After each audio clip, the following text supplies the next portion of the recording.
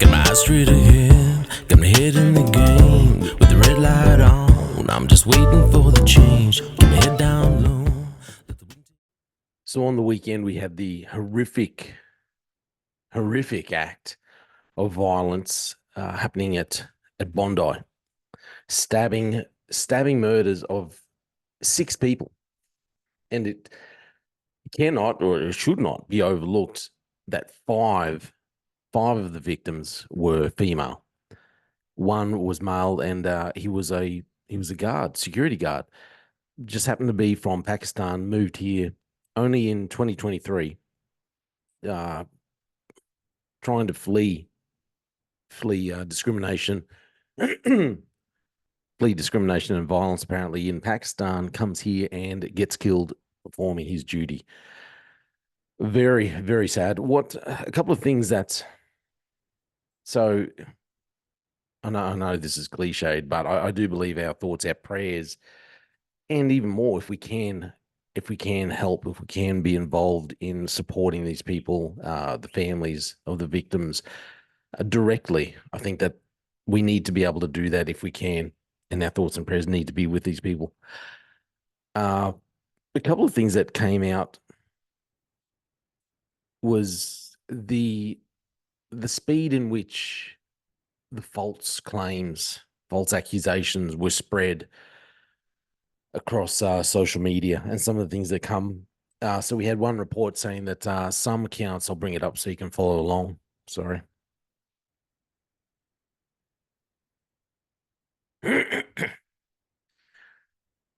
Yeah, so some accounts falsely linked the attack to Islamic terrorism, while others identified the wrong man, with the error repeated on a TV network, a major TV network. I believe it was Channel 7.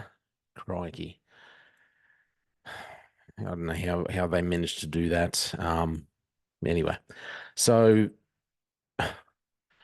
they finally did identify the perpetrator, but this is after other people had been falsely accused, and a lot of accusations had gone out. And let's go through. So when several X accounts based outside of Australia and each with a large following were among the earliest to share videos, some unverified, alongside comments with a racist or Islamophobic undertone. It's important to be aware of how incidents like this can be used to promote harmful narratives. In the aftermath of the attack, several prominent verified accounts on X, including those of journalists and far-right political leaders in the UK, speculated without evidence. Evidence is always good to have. That the person responsible was motivated by Islamic faith. The verified account of Julia Hartley Brewer, a presenter on British channel Talk TV, claimed the attacker was an Islamist terrorist, which she later clarified was incorrect. It's a bit hard, but because people are always trying to get the jump on the news, so it's it's a bit hard when you come in later clarify that it was incorrect, but you've already put it out there. The verified account of Britain First co-founder Paul Golding made similar allegations. The Australian Muslim Advocacy Network collected examples of xenophobic and racist remarks made in the Facebook comment threads of Australian news outlets. Also, among the deluge of false claims, at least 2 people were wrongly named as the attackers on social media, one by a major news outlet, before police officially revealed Couchy's, I'm not sure how to pronounce his name, Couchy's identity on Sunday morning. The name Benjamin Cohen began to circulate online Saturday evening, spurred on by several verified accounts on X. The name also spread on Telegram, where Australian far-right accounts eagerly seized on false accusations the perpetrator was first Muslim and then Jewish. So 2 opposite sides of the spectrum there, as well as the comment section of videos about the incident.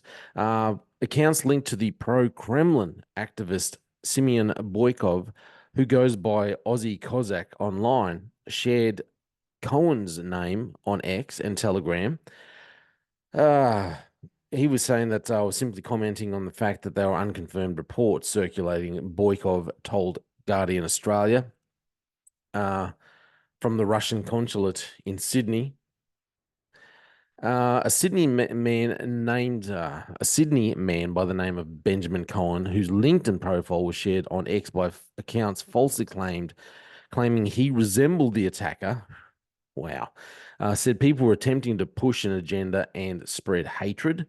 Uh, Max Kaiser, the executive officer of the Jewish Council of Australia, said the false claims naming Cohen was spread to drive anti Semitism. We unequivocally condemn any attempts to stoke fear, hatred, or discrimination against migrants, Muslims, or Jews in the aftermath of this horrific attack. So, look, if you've been hiding under a rock and you don't know what's going on, basically, this man, Joel Gulchi, he's a Queensland man. I believe he's 40. So he's carried out this Bondi mass stabbings. Six people, like I said, six people to death in a horror attack at Westfield, Sydney's Bondi Junction shopping centre.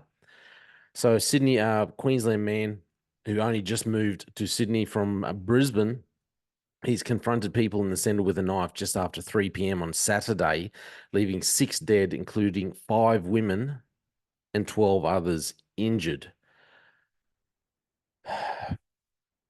Look,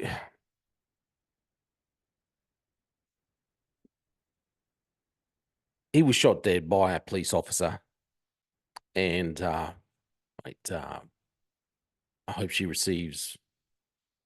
She needs more than just a medal, but the bravery to go up to be able to confront someone like that who's already killed people, is in the stages of trying to kill more people, and you're confronting someone like that is well, your adrenaline, all you can feel is your adrenaline just rushing. It's a major, major rush, and you need to be able to concentrate.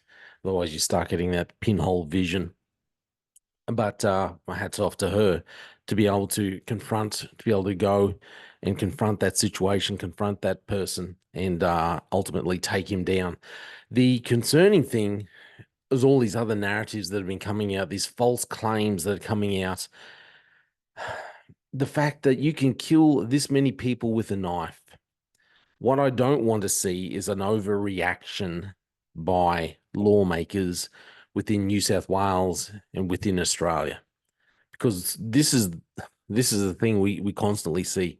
We start to see knee-jerk reactions by our political people, political pundits starting to call for these reactions, our lawmakers making these knee-jerk reactions, and then we will see things coming into place which will just further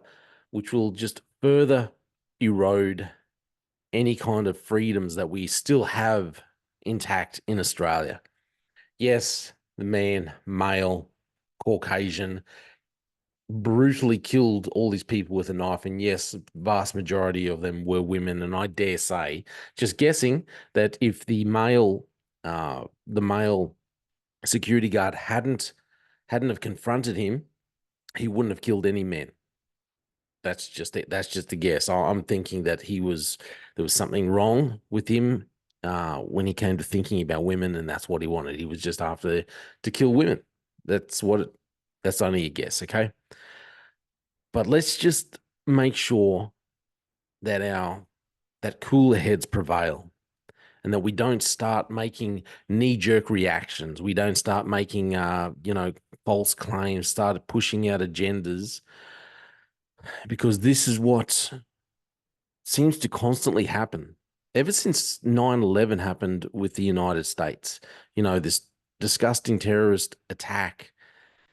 But governments, Western governments, the United States, the UK, Australia, was at the forefront for pushing laws which just eroded our freedoms. All they did was push surveillance laws, which, well, I've done videos on it before. Earlier videos you could find, I think, from about 2 years ago, talking about the laws that were passed through due to 9/11. governments using these attacks to pass laws which it normally would not get through, supposedly for everyone else's safety. For your safety, we're going to do this.